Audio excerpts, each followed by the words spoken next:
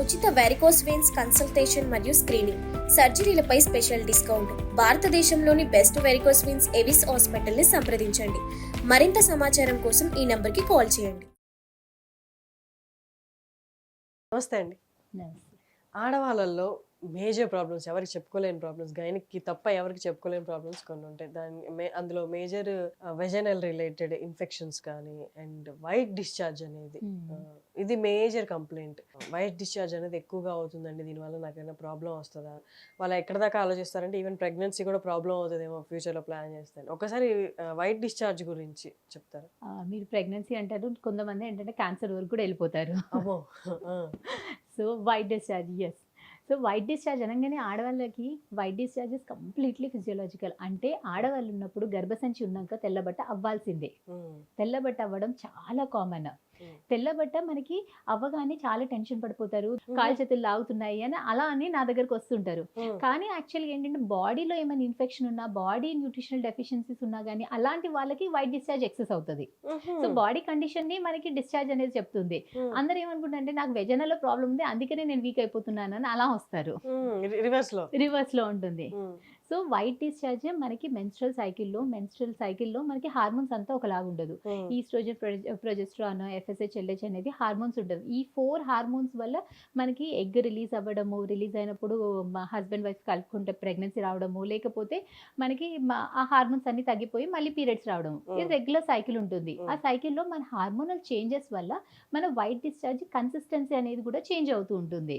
So మనకి మీరు observe చేస్తుంటారు, వైట్ డిశ్చార్జ్ నాకు పీరియడ్ అయిపోగానే వాటరీ లాగా వచ్చింది, అండ్ పీరియడ్ ఉన్నప్పుడు వాటరీ లాగా వచ్చింది, అండ్ తర్వాత ఓవ్యులేషన్ టైంకి మధ్యలో 14th day or 15th day అప్పుడు థిక్ మ్యూకాయిడ్ అలా ఉంటుంది. మళ్ళీ పీరియడ్ వచ్చే ముందు మళ్ళీ వాటరీ లాగా ఉంటుంది. So that is completely normal. మీకు వైట్ డిశ్చార్జ్ అవుతుందంటే దట్ ఈస్ కంప్లీట్లీ నార్మల్. కానీ మనకి వైట్ డిశ్చార్జ్ మీరు ఎప్పుడు ఒక డాక్టర్ని మీట్ అవ్వాలి, ఎప్పుడు ప్రాబ్లమాటిక్ ఉంది అంటే వైట్ డిశ్చార్జ్ చాలా ప్రొఫ్యూజ్గా ఉన్నప్పుడు, అంటే చాలా ప్రొఫ్యూజ్గా ఉండేసి మీరు ప్యాడ్ పెట్టుకోవాల్సిన అవసరం వచ్చేటప్పుడు, ఇట్ ఈస్ వెరీ మనకి yes. There are some infections or it might be like మనం డిస్కస్ వెజనల్ ఇన్ఫెక్షన్స్ కానీ, ఎనీ అబ్నార్మాలిటీ ఉన్నా కానీ, పాలిప్స్ ఉన్నా అట్లా ఉన్నా కానీ మనకి ఉండొచ్చు.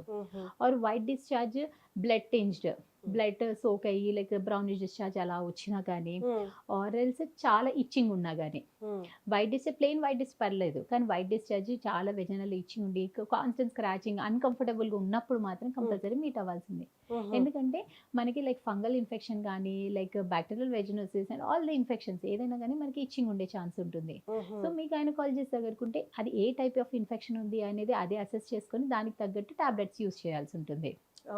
పర్టికులర్లీ మనకి ఫంగల్ ఇన్ఫెక్షన్ ప్రెగ్నెన్సీ టైంలో కానీ, లేకపోతే డయాబెటిక్ ఉన్నా కానీ, ఎల్డర్లీ పేషెంట్స్ కానీ వాళ్ళకి ఇలా ఫంగల్ ఇన్ఫెక్షన్స్ అయ్యే ఛాన్సెస్ ఎక్కువ ఉంటుంది.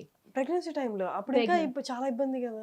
ప్రెగ్నెన్సీ టైంలో అంటే ప్రెగ్నెన్సీ అనేది కొంచెం ఇమ్యూనో కాంప్రమైజ్డ్ స్టేట్ ఉంటుంది, మనకి ఇమ్యూనిటీ తక్కువ ఉన్న స్టేట్ ఉంటుంది. సో అలాంటి వాళ్ళకి మనకి ఫంగల్ ఇన్ఫెక్షన్ ఎప్పుడు ఇమ్యూనిటీ తక్కువ ఉంటే అప్పుడు ఫంగల్ ఇన్ఫెక్షన్ అయ్యే ఛాన్స్ ఉంటుంది.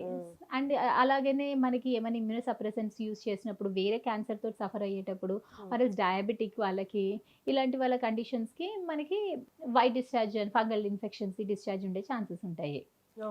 ఆరల్స్ మనకి ఫౌల్ స్మెల్లింగ్ డిశ్చార్జ్ ఉన్నా కానీ, కొంచెం ఎసిడిక్, కొంచెం అది రొటీన్ స్మెల్ ఇస్ ఫైన్, కానీ టిపికల్ గా చాలా ఫౌల్ స్మెల్ ఉండి అది మనకి డిఫరెన్స్ తెలిసిపోతుంది రొటీన్ డిశ్చార్జ్ కున్న. అలా ఉన్నప్పుడు కూడా ఇమ్మీడియట్ గా మీట్ అవ్వాల్సి ఉంటుంది. ఇలాంటి సిమ్టమ్స్ ఏది లేనప్పుడు అసలు వరి అవ్వాల్సిన అవసరమే లేదు. White discharge is completely normal. అలా కాకుండా డిశ్చార్జ్తో సంబంధం లేకుండా మీరు అన్నట్టు ఇన్ఫెక్షన్స్ అవుతూ ఉంటాయి. ఎందుకు అవుతున్నాయి ఏంటో అసలు అర్థం కాదనమాట వాళ్ళకి. నేను మొత్తం హైజీన్గానే ఉన్నాను, అయితే సెక్షువల్ యాక్టివ్గా ఉన్న వాళ్ళకి ఉన్నాయి, యాక్టివ్గా లేని వాళ్ళకి కూడా ఇన్ఫెక్షన్స్ వస్తుంది. Why is that? సెక్షువల్గా యాక్టివ్గా లేని వాళ్ళకి అంటే లైక్ అన్మ్యారీడ్ గర్ల్స్, యంగ్ గర్ల్స్కి అయితే ఒకటి ఏంటంటే లైక్ కింద vaginal hygiene, that is important.